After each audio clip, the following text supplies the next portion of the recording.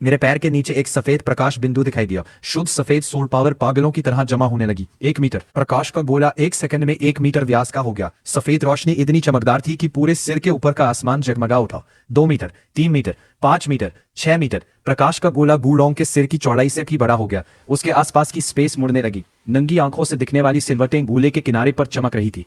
गूलोंग की आंखें अब सिर्फ भय से भरी थी। उसकी बैंगनी फूतिया आग बुरी तरह कांप रही थी। उसका मुंह धीरे धीरे खुलने लगा, बहुत धीरे, क्योंकि वह पूरी तरह जकड़ा हुआ था।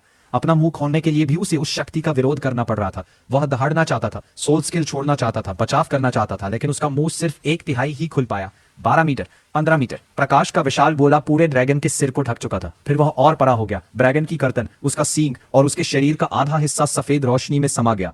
प्रकाश के इस गोले से एक धीमी और भारी आवाज निकल रही थी। ऐसा लग रहा था जैसे खुद स्पेस भी उस आवाज को सहन नहीं कर पा रही हो। मैंने अपना पैर पीछे खींचा, फिर जोर से नीचे दे मारा। आसमान गरज उठा। 1000 मीटर की ऊंचाई से एक सफेद प्रकाश स्तंभ सीधा नीचे गिरा। उसके साथ एक विस्फोटक गोलाकार प्रकाश तरंग चारों ओर फैल गई। पूरी रात दिन में बदल गई। गूलोंग ध्वनि की गति से भी तेज रफ्तार से जमीन की ओर गिरा। उसके आसपास की हवा लगातार फट रही थी। तेज आवाज इतनी तीखी थी कि कानों को चीर दे। आसमान से जमीन तक एक सफेद पूंछ जैसी प्रकाश रेखा खींच गई। 1000 मीटर की ऊंचाई से जमीन तक पहुंचने में सिर्फ कुछ ही सेकंड लगे। धड़ाम, जमीन फट गई। दर्जनों मीटर चौड़ा और 10 मीटर से अधिक गहरा गड्ढा बन गया।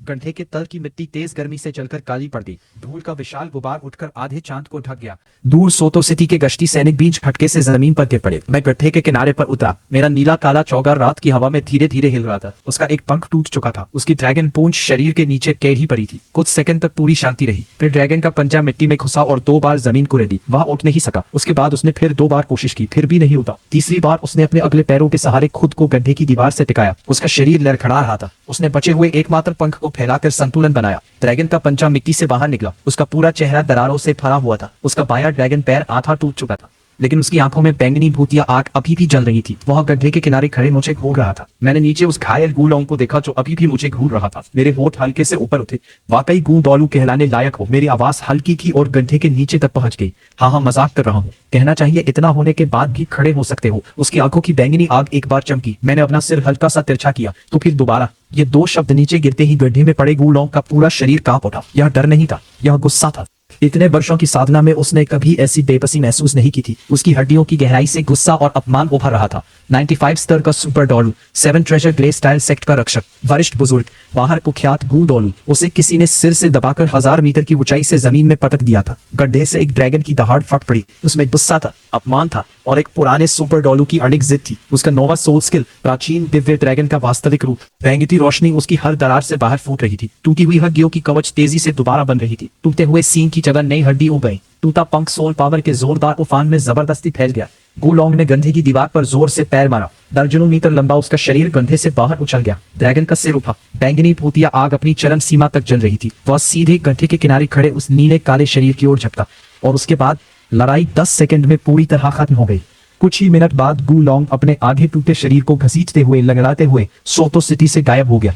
मैंने उसे कोई इलाज नहीं दिया। कारण बहुत आसान था, मैं देना ही नहीं चाहता था। आखिर घर की मरम्मत भी उसी को करनी थी। खुद ही किसी को बुरी तरह घायल करूं और फिर खुशी खुशी उसका इलाज भी करूं।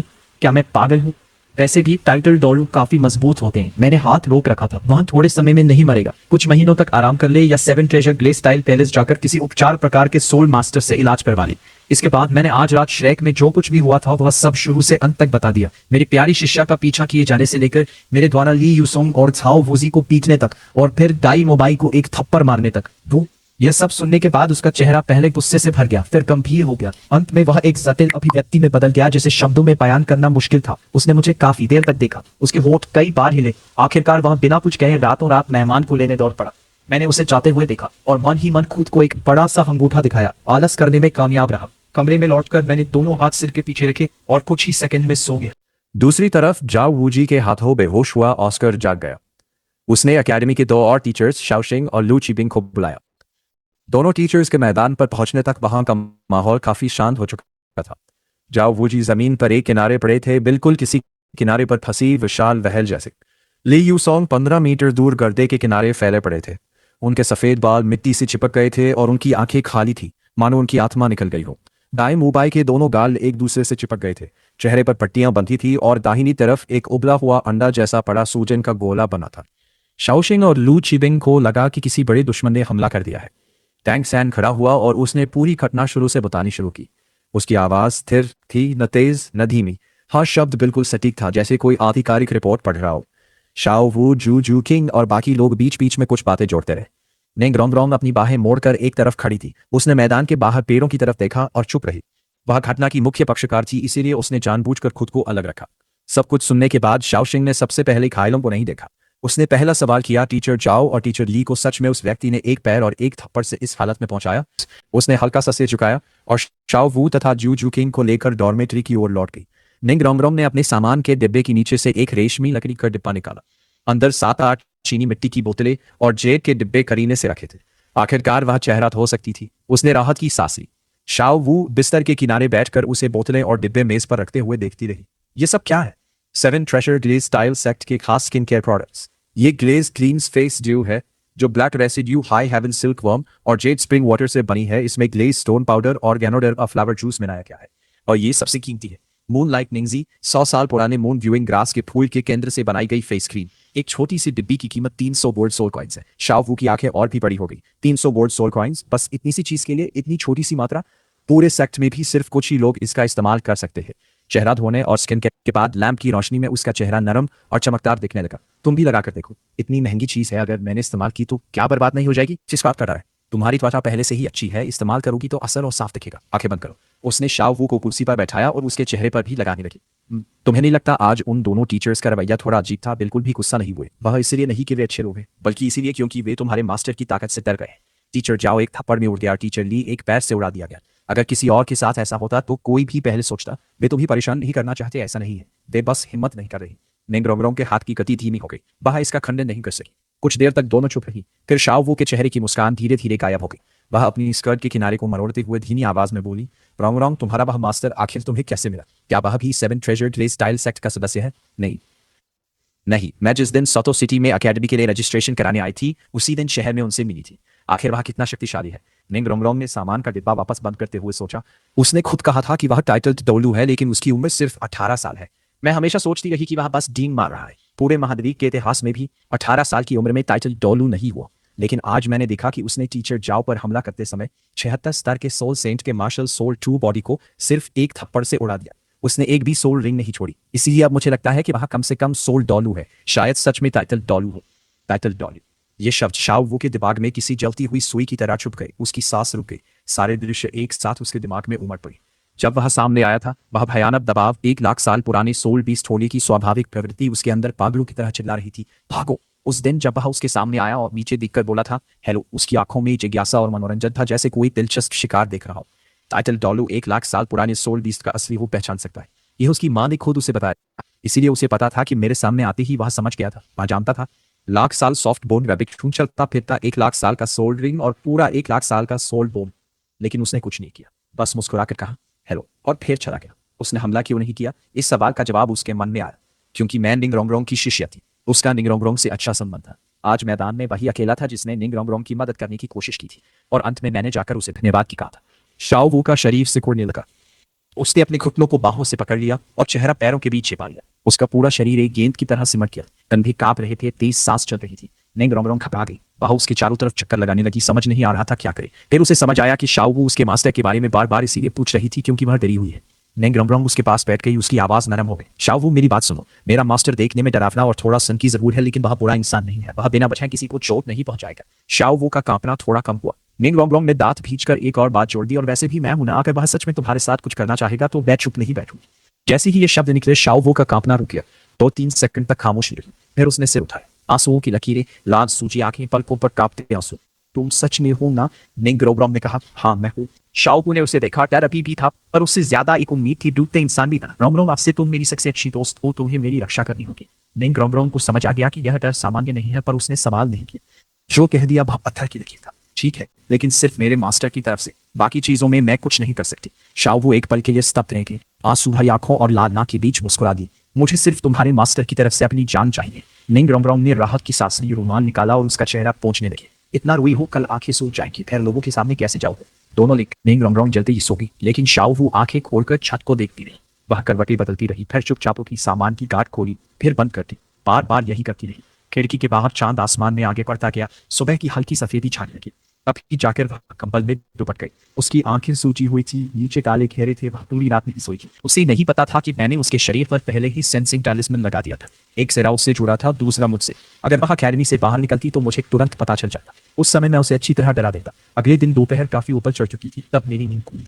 मैंने सबसे पहले एक टैलिस्मैन सक्रिय करके देखा। शाओ वो अभी भी अकेडमी में थी, इसलिए मैंने ज्यादा ध्यान नहीं। मैंने थोड़ा मांस और 2 हिस्से मिठाई के बनवाई, नौकरानी को आदेश दिया, फिर आईने के सामने बैठकर कल रात की लड़ाई के बारे में सोचने लगा। पिछली रात कॉल उनके साथ लड़ते समय मैंने अपनी लेवल 99 की स्थिति का 1 घंटा भी इस्तेमाल नहीं किया था। सिर्फ सामान्य 90 स्तर और 87 स्तर के संयोजन से ही मैंने 95 स्तर के गोलू को आसानी से हरा दिया था। शी बॉडी ऑरिजिन स्ट्रीम ने मुझे लगभग अनंत सोल पावर की निरंतरता दी। फेंग हो चीनैन ने स्पेस पर काबू पाकर गोलू की स्पेस शटल को पूरी तरह दबा दिया। टोंगटियान रोड की प्रकाश गोला तकनीक में अनंत शक्ति डाली जाए तो वह लगातार बढ़ सकता था। 6th गेट इमॉर्टल थीफ से मजबूत शरीर मिलाकर सामान्य 90 स्तर पर भी मैं 99 स्तर के अल्टीमेट डोलू से टक्कर लेने की ताकत हासिल कर चुका था। सिद्धांत रूप में टोंगटियान रोड का प्रकाश गोला अनंत तक बढ़ाया जा सकता था। मैं एक ही बार में अल्टीमेट डोलू को भी मार सकता था। मैंने अपनी ताकत के बारे में सोचना खत्म किया, फिर मेरा ध्यान सिस्टम की तरफ गया। लेंग रोंगरोंग को स्वीकार करने के बाद सिस्टम की इंटेलिजेंस जैसे गायब हो गई थी। मैंने कितनी भी बार आवाज दी, कोई जवाब नहीं, क्योंकि लिंग रोंगरोंग की योग्यता सिर्फ 80% थी। उसकी गॉडहुड पोटेंशियल और टॉप टियर टैलेंट में थोड़ी कमी थी, इसीलिए लेवल 99 की सील ने मुझे सिर्फ सामान्य 90 स्तर की ताकत दी और हर महीने 1 घंटे के लिए सील खोलने की अनुमति। तो अगर मैं लिंग रोंगरोंग को पूरी तरह योग्य बना दूं तो क्या सिस्टम की सील हट जाएगी? मेरी पहली भावना थी शायद हाँ। आइस फायर यिलियांग बेल की जड़ी बूटियों में से एक लाकर उसकी मार्शल सोल को 7 ट्रेजर से 9 ट्रेजर में बदला जा सकता है, लेकिन इससे उसकी गॉडहुड पोटेंशियल पूरी तरह हल नहीं होती। गॉडहुड पोटेंशियल एक ज्यादा व्यापक चीज है, इसमें कई कारक शामिल होते हैं। मुझे 1 साल पुरानी सोल रिंग और सोल बोन को पूरी तरह से अब्सॉर्ब करना होगा, साथ ही एक समान शक्ति वाली आत्मा से 9वां सोल रिंग हासिल करना होगा, और की बहुत सी चीजें हैं जिन्हें ध्यान में रखना होगा। कुल मिलाकर यह एक लंबी प्रक्रिया है, तो अभी के लिए मैं इस दिशा में प्रयास करता रहूंगा और सिस्टम की सील खुलने का इंतजार। 95 स्तर के हलोतियन डोलू टैंग हाओ ने अपनी 9 सोल रिंग्स एक साथ चमकाई और गुस्से में अपनी हलोतियन हैमर मेरी तरफ दे मारी और मैंने उसे सिर्फ एक हाथ से पकड़ लिया। टैंग हाओ का चेहरा एकदम बदल गया। हलोतियन हैमर और मेरी हथेली के बीच ऐसा लग रहा था जैसे कोई पारदर्शी दीवार खड़ी हो। टैंग हाओ ने हल्का सा जोर लगाया और अपनी सोल पावर को पूरी ताकत से इस्तेमाल किया, लेकिन हथौड़े की सतह जरा भी नहीं हिली। कुछ मिनट पहले मैं श्रेक अकेडमी के बाहर उस बड़े पेड़ के पास आया था। पेड़ के पीछे खड़े उस आदमी को मैंने आगे पीछे दाएं बाएं कई बार देखा। वह टैंग सान जैसा दिखता था, नहीं टैंग सान उसके जैसा दिखता था। वो था टैंग हाओ, 95 स्तर का हलोतियन डोलू और पूरे महाद्वीप का सबसे कम उम्र का टाइटल डोलू। अपनी पत्नी और बच्चे की रक्षा के लिए उसने स्पिरिट हॉल के 2 टाइटल डोलुओं से 3 दिन और 3 रात तक भयंकर लड़ाई की थी। वाकई एक खतरनाक आदमी था, लेकिन उसे मेरी मौजूदगी का पता नहीं चला। मैंने फंगू चीमन से अपनी आभा पूरी तरह छिपा रखी थी, फिर भी टाइटल डोलुओं की सहज प्रवृत्ति ने उसे महसूस करा दिया कि कुछ गड़बड़ है। बाई ओर देखा तो पेड़, दाई ओर देखा तो पेड़, पीछे देखा तो भी पेड़। उसकी भौहें लगातार सिकुड़ती जा रही थी। मैं उसके कान के पास जाकर बोला, तुम भी यहाँ मुझे देखने आए हो? मैं तो अपने शिष्य की ट्रेनिंग देखने आया। टैंग हाओ का पूरा शरीर अचानक पीछे उछल गया। उसकी मांसपेशियां तन गई, सोन पावर भीतर की ओर जम गई और दोनों पैरों ने जमीन को जोर से धक्का दिया। तीनों हरकतें एक साथ हुई। जब उसके पैर की एड़ी ने पीछे की जमीन को कुचल दिया, तब उसने पूछा, तुम कौन हो? मैंने दोनों हाथ फैला दिए। मैंने अभी कहा था अपने शिष्य की ट्रेनिंग देखने आया हो। शिष्य? टैंग हाओ को साफ तौर पर विश्वास नहीं हुआ। जो इंसान बिना किसी आवाज के उसके बिल्कुल पास आ सकता था, वह कोई साधारण इंसान कैसे हो सकता था? उसकी नजर में वह खुद दुनिया में सबसे ऊपर था। 90 स्तर पार करते ही उसने स्पिरिट हॉल के 3 95 स्तर के टाइटल डोलुओं से लड़ाई की थी, लेकिन अब कोई उसके पास बिना उसे पता चले आ गया था। अपना मकसद बताओ। टैंग हाओ की आवाज स्याही की तरह भारी हो गई, वरना मुझे बुरा मत समझना। उसके पैरों के नीचे से 9 सोल रिंग्स उठी, पीली पीली, बैंगनी बैंगनी, काली काली काली, और आखिरी 10,000 साल की रक्त लाल सोल रिंग ने आसपास की जमीन पर इतना दबाव डाला कि एक गहरा गड्ढा बन गया। सिर्फ मेरे पैरों के नीचे की जमीन का एक छोटा सा हिस्सा बिल्कुल सुरक्षित था, जैसे अकेला एक खंभा खड़ा हो। मैं उस खंभे के ऊपर खड़ा होकर उसे ऊपर से देखने लगा। तुम जैसे बूढ़े लोग हर बार यहाँ क्यों आते हो? तुम्हें बोरियत नहीं होती? टैंग हाओ का चेहरा बदल गया। मेरे ऊपर उसका दबाव बिल्कुल असर नहीं कर रहा था। यह आदमी कम से कम एक टाइटल डोलू था। उसके दिमाग में तुरंत शाओ वू का ख्याल आया। वह 10,000 साल की सॉफ्ट बोन रैबिट थी जिसने मानव रूप धारण किया था। क्या यह आदमी शाओ वू के लिए आया है? उसकी आंखों में एक कठोर चमक आई। शाओ वू को वो पहले ही अपने बेटे के लिए तय की गई सोल रिंग और सोल बोन मान चुका था। अगर वो उसकी बहू बन सकती है तो ठीक है, अगर नहीं तो उसे मारकर सोल रिंग और सोल बोन बना देना भी उसके लिए कोई बड़ी बात नहीं थी। तुम आखिर हो कौन? टैंग हाओ की आवाज ठंडी हो गई। यहाँ आने का असली मकसद क्या है? मैं उसकी धमकी सुन रहा था लेकिन मेरे मन में जरा भी हलचल नहीं हुई। मैं लगभग समझ सकता था कि उसके दिमाग में क्या चल रहा है। मैं भी शायद 10,000 साल की सोल बीस्ट का मानव रूप हूँ। वह पूरी जिंदगी स्पिरिट हॉल से नफरत करता रहा, लेकिन जब बात शाओ वू की आई तो उसने बिल्कुल स्वाभाविक रूप से उसकी सोल रिंग और सोल बोन अपने बेटे के लिए तय कर दी। बेटा अच्छा हो तो बहू बनेगी, अच्छी ना हो तो मारकर उसकी सोल रिंग और सोल बोन ले ली जाएगी। जो लोग शिकार होते हैं अंत में खुद शिकारी बन जाते हैं। लेकिन डोलवो कॉन्टिनेंट तो शुरू से ही कमजोर को मजबूत निगल जाने की दुनिया थी। यहाँ सिर्फ ताकतवर लोग ही नियम तय कर सकते थे। मैंने हाथ फैलाकर कहा, मैं जो कह रहा हूँ वही सच है। तुम विश्वास नहीं करते तो मैं भी कुछ नहीं कर सकता। मेरी बात पूरी भी नहीं हुई थी कि टैंग हाओ ने अचानक अपनी हालोतियन हैमर उठाई और उसे बिजली जैसी भयावह ताकत के साथ मेरे सिर पर दे मारा। 95 स्तर की गुस्से से भरी यह वार इतनी तेज थी कि हवा तक खींचकर विकृत हो गई। और फिर वही हुआ जिससे यह सब शुरू हुआ था। मैंने अपनी बाई हथेली को हल्का सा हिलाया। हालोतियन हैमर मेरे सामने 3 इंच की दूरी पर रुक गई। ओ, यह हथौड़ा तो काफी अच्छा दिख रहा है। मैंने सिर टेढ़ा करके हालोतियन हैमर को गौर से देखा। टैंग हाओ चौंक गया। उसने तुरंत वार की ताकत का इस्तेमाल करते हुए पीछे छलांग लगाई और दूसरी दिशा से बगल की ओर हमला किया। मैंने अपना बायां हाथ उठाया और उसे आराम से पकड़ लिया। तीसरी बार भी बिल्कुल वही हुआ। टैंग हाओ एक बार फिर पीछे हट गया और 10 से ज्यादा मीटर दूर चला गया। इस बार उसने दोबारा परीक्षण नहीं किया। उसने किलिंग और डोमेन खोल दिया और फिर disorder splitting wind hammer technique शुरू कर दी। एक के बाद एक हथौड़े के वार होने लगे। हर वार की शक्ति कई गुना बढ़ती जा रही थी। वह आसमान और धरती को तबाह कर देने वाली ताकत के साथ मेरे सामने पहुंचा। मैंने बचने की कोशिश तक नहीं की। मेरे होंठ हल्के से ऊपर उठ गए। लुआन जिंगपो। आसमान और हवा का रंग अचानक बदल गया। टैंग हाओ का पूरा शरीर हवा में ही रुक गया। वह अपनी हालोतियन हैमर को ऊपर उठाए हुए ऐसा लग रहा था जैसे किसी पारदर्शी एम्बर में बंद कर दी गई कोई मूर्ति हो। मेरी सामान्य अवस्था में 90 स्तर की शक्ति से मैं 95 स्तर के टैंग हाओ को बहुत देर तक नहीं रोक सकता था, लेकिन आठों चिची के संयोजन से एक बंद ऊर्जा चक्र बन चुका था। मेरी अनंत सोल पावर चल रही थी। 6 को इमोर्टल थीफ जीवन शक्ति को खींचकर उसे सोल पावर में बदल सकता था। जब तक मैं चाहूँ उसे बहुत लंबे समय तक रोक सकता था, लेकिन टैंग हाओ का कर्म बहुत भारी था। उसे लंबे समय तक रोकने पर ऊर्जा की खपत तेजी से बढ़ती जाती और मेरे पास इतना समय भी नहीं था। मैंने अपना दायां हाथ उठाया। 2 उंगलियों के बीच हल्की नीली रोशनी चमकने लगी। मैंने उसकी भौं के बीच हल्के से उंगली रख दी। टाइटल डोलवो की सोल डिफेंस वाकई काफी मजबूत थी, लेकिन 8 वंडर्स के सामने वह पर्याप्त नहीं थी। मैंने उसकी मुख्य यादों को बिल्कुल नहीं छुआ। मैंने सिर्फ आज मेरे साथ हुई मुलाकात से जुड़ी यादों को बदल दिया और उसमें एक नई याद डाल दी। उसने टैंग सान की ट्रेनिंग देखी और बहुत संतुष्ट हुआ। अब उसे वापस पवित्र आत्मा वाले गांव जाकर आयिन से मिलना है, और यही असली बात थी। मैंने उसकी आत्मा की गहराई में एक छोटी सी चीज छोड़ दी। हो गया। मैंने हाथ छाड़ा। फंगू चिमिन की मदद से मैंने जमे हुए टैंग हाओ को कई किलोमीटर दूर एक सड़क किनारे स्थानांतरित कर दिया। फिर मैंने उंगली चटकाई।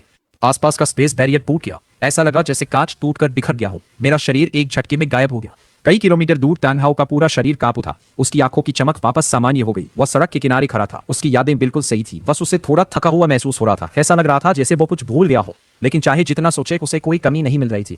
उसने पीछे मुड़कर श्रेक अकेडमी की दिशा में देखा, फिर सिर हिलाया और बड़े कदमों से पवित्र आत्मा वाले गांव की ओर चल पड़ा। मैं वापस श्रेक अकेडमी आ गया। मैंने एक बैरियर लगा दिया और लड़ाई की सारी आवाजें पूरी तरह रोक दी। मैदान में मौजूद किसी भी व्यक्ति को कुछ पता नहीं चला। मैं एक पेड़ के ऊपर बैठकर मेवे खाने लगा। ट्रेनिंग खत्म होने का इंतजार करता रहा। दोपहर 1 बजे ट्रेनिंग खत्म हो गई। मैं सीधे निंग रोंग रोंग के कमरे में पहुंचा। दरवाजे के ठीक सामने वाली कुर्सी पर पैर रखकर बैठ गया और मेवे खाने लगा। दरवाजा खुला। निंग रोंग रोंग और शाओ वू अंदर आए। निंग रोंग रोंग लगभग उछल पड़ी। उसने अपना सीना पकड़ लिया। मुझे पहचानने के बाद बोली, तुम ऐसा करना बंद नहीं कर सकते? ऐसे अचानक प्रकट होकर तो मेरी जान ही निकाल दोगे।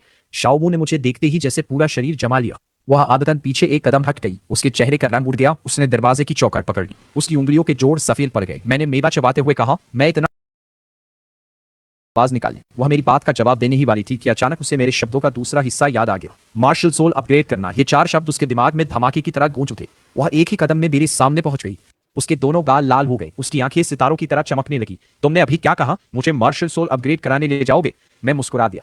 क्या तुम पिछली बार मेरे द्वारा की गई वह गणना भूल गई? वह 9 खजानों वाली चमकदार मीनार? मेरी बात पूरी होने से पहले ही एक हाथ ने मेरा मुंह बंद कर दिया। निंग रोंग रोंग मुझे लगातार आंखों से इशारा कर रही थी। शाओ वो अभी यही थी। मैंने उसकी हथेली हटाई। 2 उंगलियों से उसे देखा। मेरे चेहरे पर साफ नापसंदगी थी। मेरी प्यारी शिष्या, तुम्हारे हाथ से पसीने की बदबू आ रही है। जल्दी हटाओ। निंग रोंग रोंग के कान तक लाल हो गए। तुम्हें से ही पसीने की बदबू आती है, बदमाश कहीं के। मेरे हाथों से तो खुशबू आती है। मैंने थोड़ी से दरवाजे की तरफ इशारा किया। तुम्हारी वह अच्छी दोस्त भागने वाली है। निंग रोंग रोंग ने पीछे मुड़कर देखा। शाओ वू पहले ही दरवाजे की चौखट से बाहर निकल चुकी थी। उसका एक पैर बाहर था। उसकी मुद्रा साफ बता रही थी कि वह भागने वाली है। निंग रोंग रोंग ने 3 कदमों को 2 में पूरा किया। उसके पास पहुंची और उसे खींचकर वापस ले आई। डरो मत, मैं यहाँ हूँ। यह बदमाश गुरु तुम्हारा कुछ नहीं बिगाड़ेगा। फिर उसने मुड़कर मेरी तरफ उंगली उठाई। सब तुम्हारी गलती है। देखो, तुमने इसे कितना डरा दिया। उस दिन तुम्हारा चेहरा चोटों से भरा हुआ था, कपड़े अस्त व्यस्त थे। तुम्हें देखकर कौन नहीं डरेगा? अभी वादा करो कि तुम शाओ वू को जरा भी नुकसान नहीं पहुंचाओगे। मैंने उसकी इस हद तक अपने दोस्त का पक्ष लेने वाली हरकत को देखा। क्या मैं इतना डरावना हूँ? बिल्कुल नहीं। मैं शाओ वू को नुकसान क्यों पहुंचाऊंगा? इसमें पूछने जैसी क्या बात है? निंग रोंग रोंग के पीछे खड़ी शाओ वू ने यह सुना तो उसके कंधे थोड़े धीरे पड़ गए। उसने धीरे से कहा, धन्यवाद। निंग रोंग रोंग ने गर्व से शाओ वू की ओर देखा। डर का माहौल थोड़ा शांत हो गया। वो फिर कुछ कहना चाहती थी। उसकी आंखों में मार्शल सोल अपग्रेड की चमक अभी भी थी, लेकिन उसने शाओवू की ओर देखा। 7 प्रेशर ग्लेस टाइल टावर से 9 प्रेशर ग्लेस टाइल टावर में बदलाव उनके संप्रदाय का सबसे बड़ा रहस्य था। शाओवू के सामने यह बात करना ठीक नहीं था। शाओवू बहुत समझदार थी। रोंग रोंग, मुझे अचानक याद आया कि थर्ड ब्रदर मुझे ढूंढ रहा है। मैं पहले उसके पास जा रही हूँ। शाओवू यही रह सकती है, मैंने बीच में कहा। तुम यह बात बाहर नहीं बताओगी। निंग रोंग रोंग एक पल के लिए ठिठक गई, फिर उसे फंगू चिमेन की सीमा याद आ गई। उसने सिर हिला दिया। शाओवू जाने की हिम्मत नहीं कर रही थी। वो चुपचाप वहीं खड़ी रही और ध्यान से सुनने लगी। मैं खड़ा हो गया। पहले मैंने तुम्हारे लिए जिस अमर जड़ी बूटी की गणना की थी उसका नाम किलो टूलिप है। इसके ढूंढरा निकलने के बाद तुम सीधे 7 प्रेशर ग्लेस टाइल टावर को अपग्रेड कर सकती हो। निंग रोंग रोंग की आंखें चमक उठी। सच में काम करेगा? असफल होने की कोई संभावना तो नहीं? 7 प्रेशर ग्लेस टाइल टावर मेरी जड़ है। यह हमारे संप्रदाय की 1000 साल पुरानी विरासत की पहचान है। उसकी आवाज में धीरे धीरे उदासी घुलने लगी। अगर इसमें कुछ गड़बड़ हो गई तो? अगर मेरा मार्शन सोल बिगड़ गया और मुझे संप्रदाय से निकाल दिया गया तो? उसकी आवाज और भी धीमी हो गई। अगर मैं दुनिया में अकेली भटकती रह गई तो? मैं उसे अपनी आंखों में आंसू भरकर नाटक करते हुए देख रहा था। उसकी चिंता वाजिब थी। वाकई मेरी अच्छी शिष्या है, काफी समझदार है। वह लगातार पूछती रही कि अमर जड़ी बूटी आखिर है क्या, कैसे काम करती है और इसके कोई साइड इफेक्ट्स तो नहीं है। बगल में खड़ी शाओवू के कान भी अनजाने में खड़े हो गए। 10,000 साल की सोल बीस्ट होने के बावजूद उसने कभी ऐसी चीज नहीं सुनी थी। 1 मिनट, मैं अचानक गायब हो गया। 30 सेकंड बाद वापस आ गया। मैंने हाथ झाड़े जैसे बस पड़ोस से कुछ लेकर आया हूं। असल में मैं टैंक सान के कमरे में गया था। उसके और ऑस्कर के हैरान चेहरों के सामने मैंने 2 फिंगर हैंड सील का इस्तेमाल करके उसके दिमाग से अमर जड़ी बूटियों से जुड़ी सारी जानकारी निकाल ली। पूरी प्रक्रिया में 20 सेकंड लगे। पीछे सिर्फ टैंक सान और ऑस्कर एक दूसरे को बड़ी बड़ी आंखों से देखते हुए रह गए। मैं फेंगू की मेन के पास लौटकर आया और बोला, अमर जड़ी बूटियां स्वर्ग और धरती की आध्यात्मिक ऊर्जा से बनी स्वर्गीय दुर्लभ वस्तुएं हैं। इनका मुख्य काम था कि बदलना है। ये सोल पावर बढ़ा सकती हैं, शरीर और हड्डियों को मजबूत कर सकती हैं, यहाँ तक कि मार्शन सोल को ही शुद्ध कर सकती है। मैंने उसे कुछ के बारे में बताया। 8 कोनों वाली रहस्यमय बर्फीली घास और इन्फर्नल डेलिकेट एप्रिकॉट को साथ में लेने पर पानी और आग की शक्तियां हो सकती हैं। दूसरा 1000 साल पुराना जिनसेंग राजा है जिसे 10,000 साल में एक बार भी पाना लगभग असंभव है। अगर इसे कोई घायल इंसान खा ले तो चाहे वह कितना भी बुरी तरह घायल क्यों ना हो, बहुत जरूर बच जाएगा। कॉप्सकॉन फीनिक्स सनफ्लावर किसी आग से संबंधित मार्शल सोल वाले व्यक्ति के लिए बहुत फायदेमंद है। इसे लेने से आग से जुड़ा हुआ मार्शल सोल बेहतर हो सकता है। केरोंग टोंगटियान क्राइसेंथेमम ताकत बढ़ाने वाले मार्शल सोल के लिए बहुत उपयोगी है। ऐसी ही एक और जड़ी बूटी है जिसे अफसोस का दिन तोड़ने वाला लाल फूल कहते हैं कि इसमें मरे हुए को भी जिंदा करने की ताकत है। यह सफेद हड्डियों पर नया मांस उगा सकता है और इसे लेने के बाद सोल पावर कम से कम 10 स्तर से ज्यादा बढ़ सकती है। इतना ही नहीं, यह रूप बदलने वाली सोल बीस्ट की मौजूदगी को भी छुपा सकता है। इतना कि एक टाइटल डोलवो भी उसे पहचान नहीं पाएगा। मेरी बात खत्म होते होते शाओवू का चेहरा पहले उलझन में था, फिर समझ आया, फिर शक हुआ और उसके अंदर एक ख्याल आया जिसे वह समझ नहीं पा रही थी।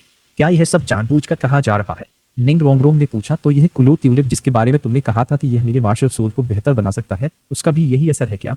मैंने सिर हिलाया। किलो ट्यूलिप का असर सिर्फ मार्शल सोल की गुणवत्ता बढ़ाने तक सीमित है। निंग रोंग रोंग ने पूछा, तो हम कब चलेंगे? अभी नहीं जा सकते। शाओवू ने धीरे से याद दिलाया, दोपहर की क्लास फ्लेंडर की अनिवार्य क्लास है और कल ऑस्कर को 30वें स्तर का सोल रिंग हासिल करना है। मैंने मेवा खत्म करके कहा, कोई बात नहीं, मैं फ्लेंडर से छुट्टी ले लूंगा और कल सुबह से पहले तुम्हें वापस ले आऊंगा। मैं तुरंत फ्लेंडर के ऑफिस में प्रकट हुआ। फ्लेंडर अपनी दोपहर की अनिवार्य क्लास के लिए सामग्री तैयार कर रहा था। उसने मुझे देखा और ताकने ही वाला था कि बिना दरवाजा खटखटाए अंदर कैसे आ गए। फासा निकलो। उसकी बात पूरी भी नहीं हुई थी कि उसकी आंखें फैल गई। पीली पीली, बैंगनी बैंगनी, काली काली काली और एक रक्त लाल सोल रिंग। 9 रिंग्स एक साथ चमक उठी और टाइटर डोलवो की भयंकर दबाव ने उसे तुरंत डरा दिया। उसने तुरंत अपनी बात बदल दी। निकलो, जो भी चाहिए बेझिझक बोलिए महाराज। मैंने कहा, मैं निंग रोंग रोंग का गुरु, वही जिसने जाओ वुची, लियू सोंग और एक छात्र को पहले घायल किया था। आज मैं निंग रोंग रोंग को बाहर ले जाना चाहता हूँ। तुम्हारी दोपहर की अनिवार्य क्लास से उसे छूट चाहिए। फ्लेंडर ने तुरंत सिर हिलाया। उसकी आंखों में डर साफ दिख रहा था। एक टाइटल डोलवो को नाराज करने के नतीजे वह बहुत अच्छे से जानता था। आप निश्चिंत रहे, निंग रोंग रोंग की उपस्थिति पर कोई आपत्ति नहीं होगी। मैं वापस लौटा और कहा, फ्लेंडर मान गया है। अगले ही पल मैंने निंग रोंग रोंग को पकड़कर वहां से गायब हो गया। 2 घंटे बाद हम स्वर्ग गड्ढा शहर से 300 किलोमीटर दूर सूर्यास्त के जंगल के ऊपर खड़े थे, हवा में तैरते हुए। निंग रोंग रोंग को अचानक तेजी से ऊपर उड़ाए जाने के कारण उलझन और चक्कर आने लगे थे। उसने मतनी दबाते हुए कहा, बदमाश पुरुष, मैं तुम्हें पहले ही बता रही हूँ, अगली बार अगर तुमने मुझे अपनी इस अजीब सी हवाई जहाज पर बैठाया तो मैं अपने दादा निंग और दादा तलवार से शिकायत कर दूंगी। न तुम्हारी वो टूटी फूटी उड़न तश्तरी, न वो लकड़ी का तख्ता, न वो अजीब सा हेलीकॉप्टर जिसमें मुझे कॉलर से पकड़कर लटका देते हो। मैंने कहा, इतनी बातें मत बना, जो पहले यह ले लो। मैं लगातार 3 ताबीज उसके ऊपर लगा देता हूँ। शक्ति ताबीज, जीवन ऊर्जा ताबीज और सार ताबीज। निंग रोंग रोंग को तुरंत काफी राहत महसूस होती है। वह नीचे विशाल जंगल को देखती है, ऊंचे ऊंचे विशाल पेड़। वह तुरंत समझ जाती है कि वे सनसेट फॉरेस्ट के ऊपर है। नीचे यही सनसेट फॉरेस्ट है। मैंने कहा, वो देखो सामने पहाड़ी के बीच में जो धंसा हुआ इलाका है, लगभग 500 मीटर का। वहां नीचे देखो, एक ठंडी गर्म 2 धाराओं वाला सोता है। एक हिस्सा दूधिया सफेद और दूसरा लाल, जिसमें गंधक जैसी महक है। उसके आसपास ढेर सारी जड़ी बूटियां उग रही हैं। यह साफ किसी का बनाया हुआ बगीचा है। इतनी सारी जड़ी बूटियां। निंग रोंग रोंग हैरान होकर बोली, क्या हम इन्हें ऐसे ही ले सकते हैं?